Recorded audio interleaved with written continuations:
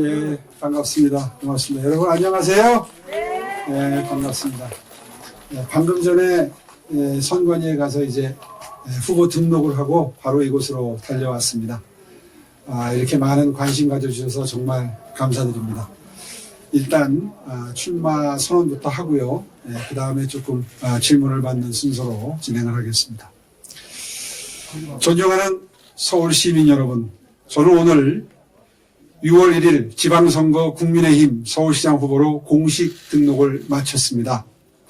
서울시정을 빈틈없이 챙기느라고 조금 늦었지만 다시 시민 여러분들의 선택을 받아 앞으로 4년간 제대로 일할 기회를 얻기 위해서 승부의 장으로 이제 나아갑니다. 서울시민 여러분, 작년 보궐선거에서 새로운 미래를 열망하는 시민 여러분의 선택에 힘입어 10년 만에 다시 서울시로 돌아온 후에 제가 가장 중요하게 여긴 시정운영 원칙 2가지가 있었습니다. 하나는 추락해버린 서울의 도시경쟁력을 회복해서 서울을 글로벌 선도도시로 만들어서 지속가능한 일자리를, 양질의 일자리를 많이 창출하는 것, 이것이 하나의 큰 축이었고요. 그 다음에 또 하나는 서울이 취약계층을 보듬는 도시로, 다시 말해서 상생의 도시로 거듭나는 것이었습니다. 10년 만에 돌아온 서울시는 너무나 달라져 있었고 1,000만 시민의 삶의 터전인 서울의 현실은 참으로 엄중했습니다. 장기간 이어진 코로나19 사태로 인해서 소상공인과 자영업자들은 벼랑 끝으로 내몰리고 문재인 정부 5년 동안 되풀이된 부동산 정책 실패가 집값 폭등으로 이어지는 등 서울 시민의 경제적, 사회적 고통이 가중되고 있었습니다. 특히 이런 위기 상황 속에서 우리 사회의 가장 어렵고 힘든 취약계층은 더 큰 고통을 겪어야 했고 더 촘촘하게 보호의 대상이 되어야 할 취약계층이 오히려 복지의 사각지대에 놓이는 일들이 생겨나기 시작했습니다. 그래서 서울시에서는 보다 명실상부하고 지속가능한 정책을 만들기 위해 노력해왔고 이제 서울시의 취약계층 배려 정책은 최소한의 틀을 갖추었다고 자부합니다. 서울시는 얼마 전 취약계층의 의료 문제 해결을 위한 공공의료 확충 계획을 발표하면서 드디어 생계, 주거, 교육, 의료 이렇게 취약계층을 위한 4대 정책을 드디어 완성해냈습니다. 앞으로 서울시에서는 취약계층의 생계 문제는 안심소득이, 주거 문제는 서울형 고품질 임대주택이, 교육 문제는 서울런이, 의료 문제는 공공의료 서비스가 해결하게 됩니다. 한 사람의 삶이라도 바뀔 수 있다면, 또 한 사람이라도 미래가 바뀔 수 있다면 그 정책의 의미는 매우 크다고 저는 확신합니다. 오늘 첫 일정으로 구로구 개봉 3구역을 찾은 이유도 취약계층과의 동행을 계속 이어가겠다는 저의 각오와 열악한 주거 문제만큼은 반드시 해결해드리겠다는 저의 굳은 의지, 그리고 저의 다짐을 보여드리기 위해서였습니다. 존경하는 서울시민 여러분, 제가 다시 서울시로 돌아와 시장으로서 보낸 지난 1년은 민주당이 절대 다수 의석을 차지한 시의회의 정치 지형으로 인해서 고군분투해야 했던 시련의 시간이었습니다. 하지만 시민 여러분께서는 서울시정에 끊임없는 관심과 응원을 베풀어 주셔서 제가 힘을 내서 일할 수 있도록 도와주셨고 그 덕분에 지난 1년간 서울의 진정한 변화와 도약을 위한 기반을 탄탄히 닦을 수 있었습니다. 무엇보다 지난 10년간 좌표를 잃고 방황해온 서울의 새로운 미래 이정표를 만드는 데 주력했습니다. 향후 10년 서울시정의 마스터 플랜인 서울비전 2030을 수립해서 끊어진 계층이동 사다리를 복원하고 추락한 도시경쟁력을 끌어올려 서울을 글로벌 탑5 도시로 도약시키기 위한 밑그림을 그렸습니다. 이렇게 해서 지속가능한 일자리 창출을 하겠다는 들어본 적도 오래된 이런 우리 가장 중요한 목표를 달성해 나가기 시작했습니다. 둘째, 서울시 바로 세우기를 통해서 전임 시장 시절 10년간 잘못된 관행들을 바로잡고자 노력했습니다.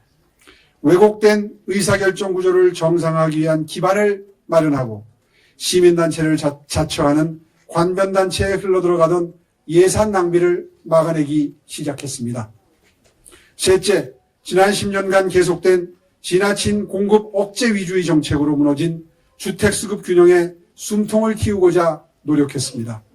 재개발, 재건축 정상화를 위한 6대 규제 완화, 민간이 주도하고 공공이 지원하는 신속 통합기획, 노후 저층 주거 정비를 위한 모아타운, 모아주택 등 새로운 주택정책으로 주택문제 해결을 위한 단초를 마련했습니다. 이외에도 1인 가구 지원 대책, 청년 행복 프로젝트 등 거꾸로 가던 서울의 시계를 미래로 돌려놓기 위한 사업들이 본 궤도에 오르기 시작했습니다. 존경하는 서울시민 여러분, 저는 서울시를 떠나 있던 10년간 한순간에 무너져버린 공든탑을 바라만 보고 있어만 했던 절망감, 그리고 그 원인을 제공했다는 마음의 빚을 동시에 안고 살아야 했습니다. 그렇게 통한과 반성의 세월을 보낸 끝에 서울의 심장을 다시 뛰게 해달라는 염원을 담아 저를 선택해 주신 시민 여러분 덕분에 운명처럼 지난 2년간 다시 달릴 수 있었습니다. 작년 보궐선거가 서울의 잃어버린 10년에 대한 심판이었다면 이번 지방선거는 유능한 일꾼을 재신임해서 잃어버린 10년을 넘어 미래로 도약할 것인가, 잃어버린 10년의 원죄를 가진 자들과 함께 다시 과거의 전철을 밟을 것인가의 선택이 될 것입니다. 서울 시민들께서는 서울시정을 대통령 견제나 개인의 정치적 이득을 위한 도피처로 생각하는 후보가 아니라 오로지 서울의 미래를 준비한 후보, 서울과 시민을 위해 전력 투구할 후보를 선택해 주실 것이라고 굳게 믿습니다. 서울시가 불필요한 갈등과 반목으로 시정 역량을 낭비하는 일이 없도록 도와주십시오. 앞으로 4년 시동이 걸린 변화의 엔진을 꺼뜨리지 않는 것이 참으로 중요합니다. 지난 1년간 서울의 미래를 위해 잘 준비해온 만큼 제대로 결실을 맺을 수 있도록 분골쇄신 열심히 뛰겠습니다. 도와주십시오.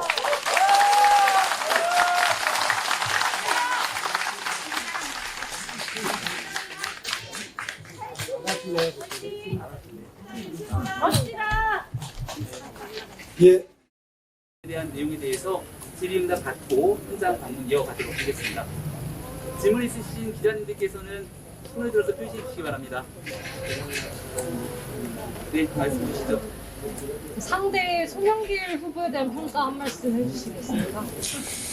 예, 첫 질문을 상대 후보에 대한 평가를 해달라고 그러셔서 좀 망설여지기는 합니다만, 그리고 방금 전에 제가 서울시를 나오면서 시청에서 마지막으로 기자실에 들러서 질문을 받았는데, 네거티브 전략도 쓸 것이냐 이런 질문을 받았어요. 그래서 상대방이 하는 만큼만 하겠습니다.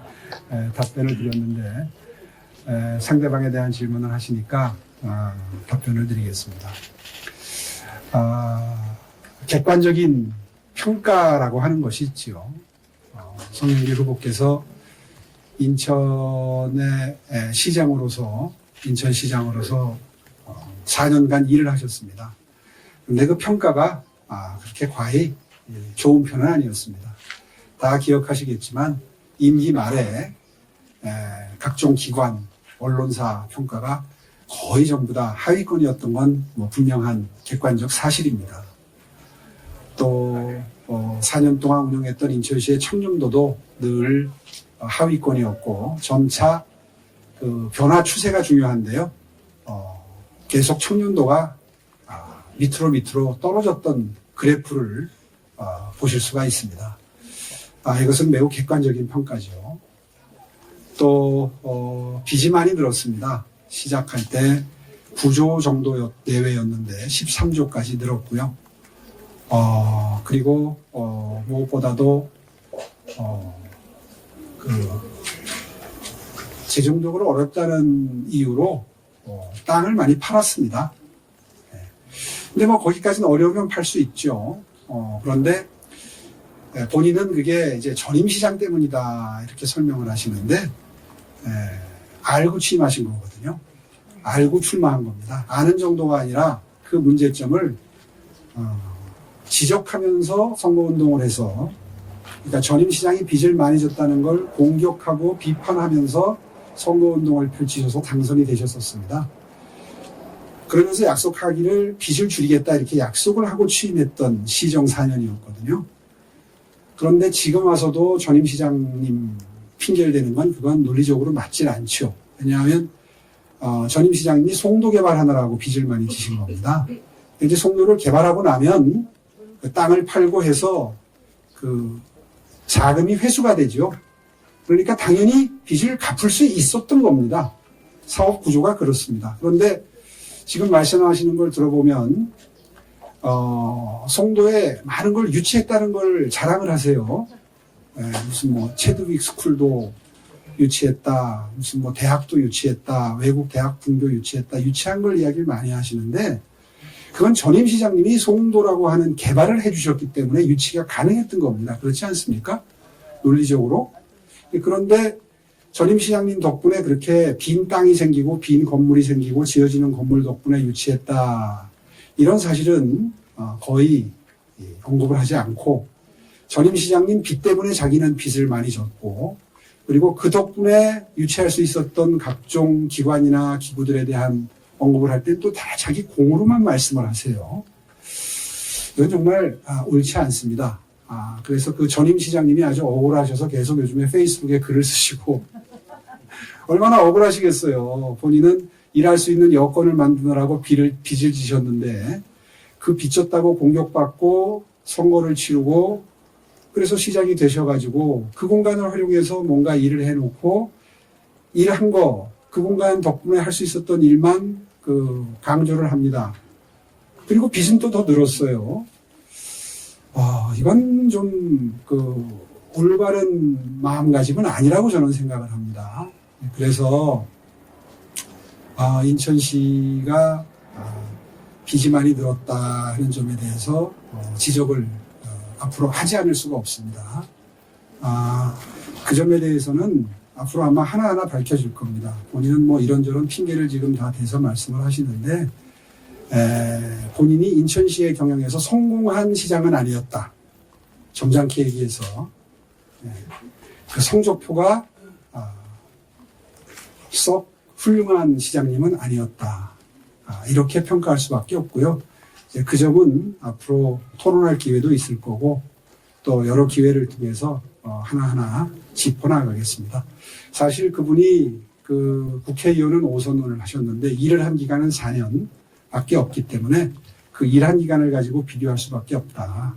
이렇게 요약해서 말씀드리겠습니다. 네. 다음은 레이건드 이희수 기자님 질문 드리겠습니다. 일단 윤석열 대통령님과의 교감 이제 나오실 전에 있으셨는지 하나랑, 그다음에 이제 1년 전하고 다른 점이 집권 여당 후보가 되셨다는 건데, 4월 10일에 집권 여당의 프리미엄은 이런 게 있다고 어떻게 해주셨어요? 프리미엄이라기보다도 본질적으로 지방자치단체의 일에 절반 이상이 중앙정부와의 협업입니다. 다시 말해서 대부분의 사업들이 예산이 투입되는 사업들은 매칭 사업이라고 그러죠. 중앙정부에서 뭐 30%, 50% 이렇게 부담을 하고 또 지방정부가 또 30%, 50% 뭐 이렇게 부담을 하고 이렇게 예산이 이렇게 연계가 되어 있습니다. 따라서 중앙정부와는 필연적으로 협업관계에 있고 호흡이 잘 맞아야 그 혜택이, 정책의 혜택이 시민 여러분들께 돌아가게 되는 법입니다. 그런 의미에서 함께 호흡 맞추어서 그동안에 중앙정부와 엇박자가 났던 부분을 이제 하나하나 해결을 해서 그 사업 효과를 극대화하는 게 가능해졌다. 이렇게 말씀드리면 아마 쉽게 이해할 수 있겠죠. 그런 의미에서 송영길 후보가 본인은 뭐 국무회의 들어가서 뭐 대통령이 잘못하는 걸 지적하는 시장이 되겠다 이렇게 말씀을 하시는데요. 뭐 필요하면 그런 일은 저도 해야 됩니다. 그러나 일의 80, 90%는 그렇게 각을 세우는 데 있는 게 아니라 정치를 하는 데 있는 게 아니라 이 일이 될 수 있도록 기초부터 튼튼히 하고 공무원들이 서로 불편하지 않게 협업을 할 수 있도록 만드는 게 시장이 해야 될 역할이다 하는 것은 간과하고 계시다고 생각을 합니다. 그런 의미에서 그동안 협업이 이루어지지 않았던 부분은 함께 협업을 해서 중앙정부가 계획한 일은 서울시가 돕고 서울시가 계획한 일은 중앙정부가 이해하고 지원해서 함께 시너지 효과를 업무 효율을 극대화할 수 있는 그런 관계를 설정해 나가겠습니다. 네, 이어서 다음 질문 듣겠습니다. 만약에 이번에도 당선이 되시면 그 앞으로는 대선 출마 준비를 하느라 시정을 좀 소홀하지 않을까 이렇게 걱정하시는 분들도 있는데 어떻게 생각하세요? 예, 사실 저로서는 대선 이야기는 정말 사치스러워도 너무 사치스러운 이야기입니다. 사실 이번에 제가 당선이 되면 뭐 사선이다 이런 표현들도 언론에서 자주 쓰시는데 억울한 사선이고 임기를 다 채우지 못했던 삼선이죠. 계산해 보니까 지금까지 일한 기간이 6년입니다. 보통 정상적인 삼선은 3, 40이 12년을 일해야 삼선 아닙니까? 그런데 지금 삼선을 마친 상태에서 6년이니까 절반밖에 일을 못했습니다. 그런 의미에서 저한테 주어질 수 있는 앞으로의 4년은 정말 열심히 뛰어서 시민들께 보답드리는 그런 알토란 같은 시간으로 만들 생각입니다.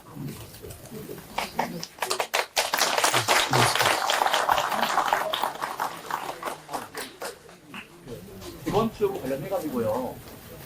이제 연합뉴스 인터뷰에서 국토교통부 원희룡 관광과 호흡 맞춰서 속도 조절을 하겠다고 말씀했죠. 잘 안 들립니다. 조금 크게. 크게 말씀해 주시죠. 마지막 부분은 못 들었습니다. 네.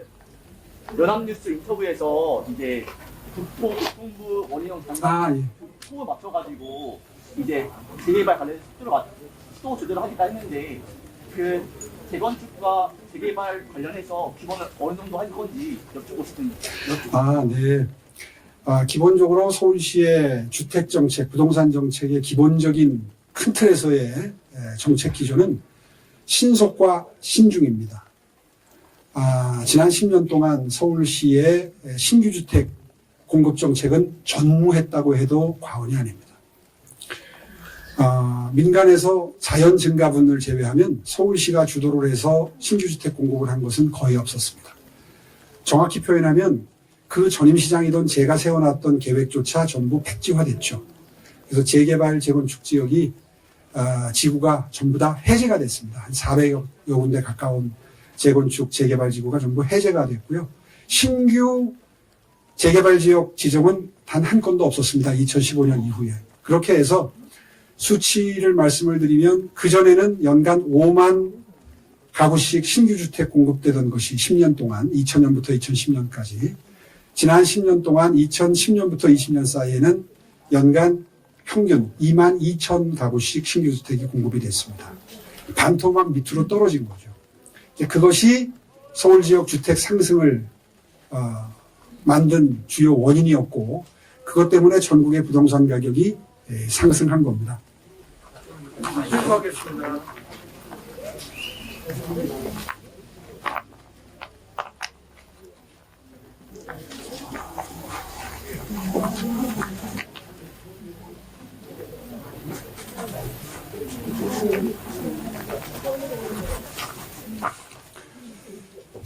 그랬기 때문에 작년에 시장에 취임하면서 시민 여러분들께 약속을 드렸던 것처럼 재건축, 재개발은 최대한 빠른 속도로 진행할 수 있는 만큼은 최대한 빠른 속도로 하겠다. 이렇게 약속을 드리고 그 실행에 옮겼습니다. 지금 서울 시내에 존재하는 한 50여 군데의 재건축, 재개발 지구 조합분들이나 추진하시는 분들이 서울시의 진행 속도에 대해서 문제 제기를 하는 분들은 없습니다. 송영길 후보가 거의 뭐 한계 없다 이런 공격적인 평가를 하는데 터무니없는 이야기죠. 만약에 그 속도가 늦었다면 재개발, 재건축 53군데 정확히 말하면 그분들이 지금쯤 아마 불만이 많이 표출되고 있을 겁니다. 그런 얘기 들어보신 적 없죠? 그런 의미에서 근거 없는 비방을 하고 있다. 저는 그렇게 생각을 하고요. 지금처럼 최대한 속도를 내서 재건축, 재개발을 박차를 가해서 주거 환경을 개선하겠다. 저희가 오늘 이 장소를 출마선언 장소로 선택한 것도 이 지역이 단독주택 재건축 사업이 16년 동안 멈춰서 있던 곳입니다. 그래서 이런 단독주택 재건축부터 시작해서 아까 잠깐 언급했던 모아타운, 또 상생주택, 재개발, 재건축, 앞으로 주택을 공급하는 정책은 최대한 서둘러서 주거 환경을 개선하겠다는 의지를 담아서 오늘 이 자리를 선택한 거 아니겠습니까? 그런 의미에서 앞으로도 임시로 걸린 이 재개발, 재건축을 최대한 속도를 내서 하겠다. 이게 서울시의 큰 틀에서의 정책의, 부동산 정책의 원칙이고요. 다만 신정부 출범 후에 또 재개발, 재건축에 대한 기대감 때문에 일부 지역에서 주택가격이 조금 오르고 있습니다. 이것이 단초가 돼서 부동산 가격이 불안정하게 될 것을 우려해서 지금 약간 속도 조절에 들어갔고요. 원희룡 국토부 장관 후보자와 자주 소통하면서 우리 지금 국면은 조금 신중해야 될 타이밍이다. 이런데 공감대를 형성을 했습니다. 그래서 좀 더 정교하게, 좀 더 신중하게 재개발, 재건축 정책을 펼쳐나가자 하는데 공감대를 이루었고요. 그래서 약간의 속도 조절이나 농도 조절은 앞으로도 필요한 경우에, 필요한 타이밍에 적절히 그런 정책을 구사하겠다 하는 원칙을 다시 한번 분명하게 밝힙니다.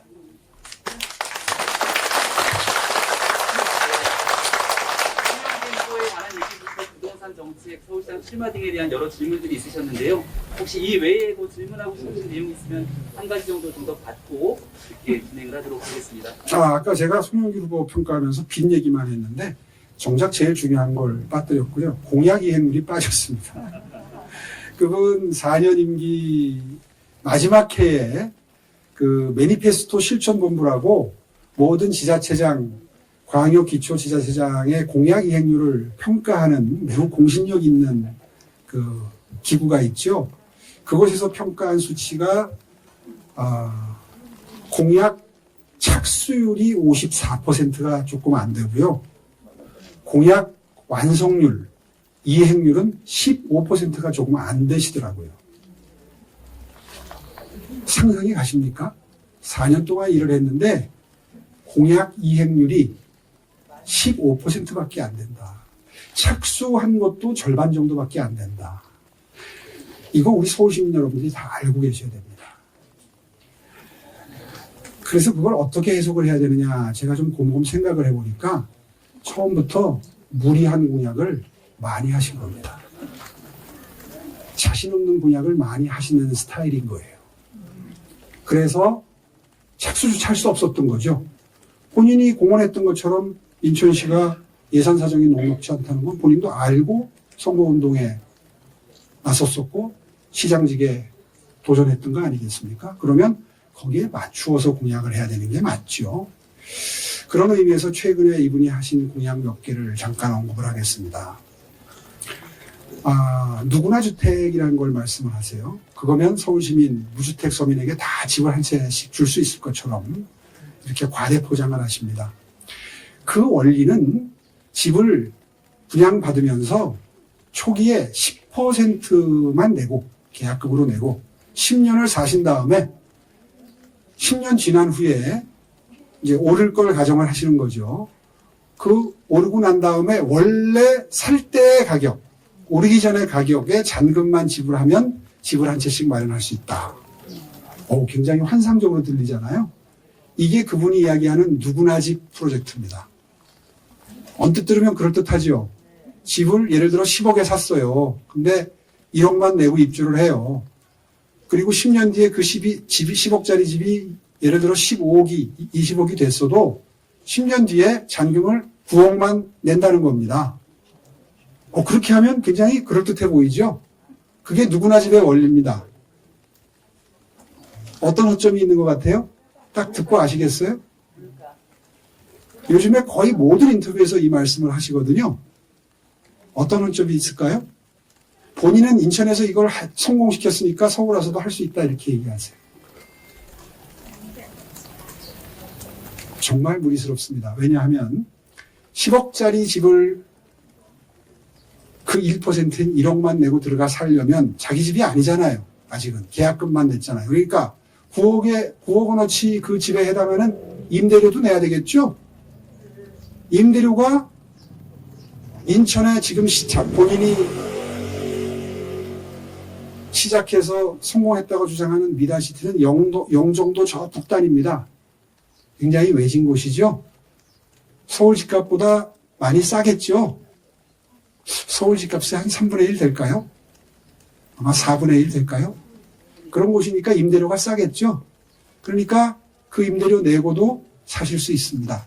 그리고 돈 모아서 나중에 잔금 치를 수 있겠죠. 근데 서울의 집값은 그 지역보다 지금 한 두세 배, 네 배 비싸졌죠. 서울의 평균 아파트 한 채 가격이 지금 한 13억 가까이 됐습니다. 그죠? 알고 계시나요? 예, 그렇게 되면 임대료가 보증금을 얼마나 내느냐에 따라 다르지만 보증금 없이 산다 그러면 아까 그 1억 낸 거는 보증금이 아닙니다. 집값의 일부를 먼저 낸 거고 보증금을 새로 내야 월세를 내야 되는데 월세가 글쎄요, 한 200만 원 가까이 나가지 않겠습니까? 그죠? 보증금 없다면 계산이 나오시죠? 네. 1년에 한 달에 200만 원씩 월세 내면서 10년 살고 그것도 계속 오를 텐데 주택가격 오르는 데 따라서 오르지 않겠어요? 그죠? 월세 오르겠죠? 그렇게 하면서 10년 동안 살고 나중에 안 냈던 9억 나머지 잔금을 내고 집을 사겠다고요? 그 차익은 누가 부담해야 되나요? 네, 정부가 하나요? 건설회사가 부담해 주나요? 누가 하나요? 예. 예. 이렇게 터무니없는 주장을 인천에서 성공했다 이렇게 얘기합니다. 지금 이런 말씀하시면 안 되죠? 예. 하나하나 다 짚어볼까요? 그분의 공약들을 이 자리에서. 예. 앞으로 토론 때 할 말이 많겠죠, 제가? 예.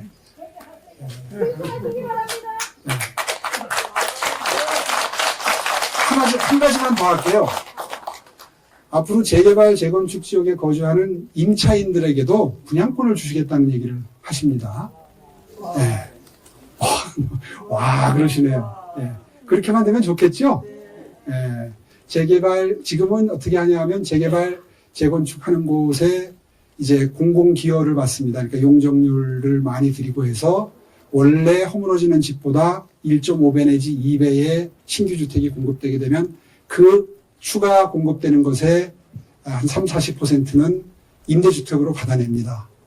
그래서 이제 임대주택 입주하게 해드리고요. 이제 나머지를 가지고 공공기여를 또 받고 그 사업을 하려면 이익이 좀 남아야 사업을 하지 않겠습니까? 이제 그런 식의 구조가 되어 있는데 그 임차인으로 사시는 분들한테 집을 한 채씩 드리게 되면 계산이 나올까요? 그리고 또 할 수 있다 칩시다. 서울시 돈을 드리든 중앙정부 돈을 드리든 그렇게 할 수 있다 칩시다. 그러면 우연한 기회에 재개발, 재건축 지역에 사시는 임차인들은 로또 맞는 거네요. 그러면 재개발, 재건축 지역 아닌 곳에 거주하는 임차인분들이 전부 불이익을 받는 셈이 되네요. 형평에 맞나요? 네. 형평에 안 맞는 거는 둘째치고 그렇게 되면 재개발, 재건축하는 곳에 전부 임차인으로 들어가려고 하겠네요. 그렇잖아요. 누구든지 임차인으로 들어가려고 하겠죠. 그러면 전셋값이 올라가겠네요. 그러면 그 서민 여러분들한테 이익이 되나요? 손해가 되나요? 예, 그런 부작용은 시장을 한 번 정도 하셨으면 당연히 예측할 수 있어야 정상일 것 같죠? 예. 근데 그런 말씀을 막 지금 겁없이 하세요. 재개발, 재건축 지역에 사시는 임차인들 보호하는 대책이 있느냐 없느냐가 나와 오세훈 시장의 차이다. 이런 말씀까지 막 하세요.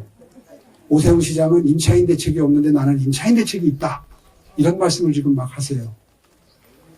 계속 그런 말씀 하셔도 되나요? 제가 네거티브를 그쪽에서 하는 만큼만 하겠다고 말씀을 드렸기 때문에 이렇게만 말씀을 드리는 겁니다.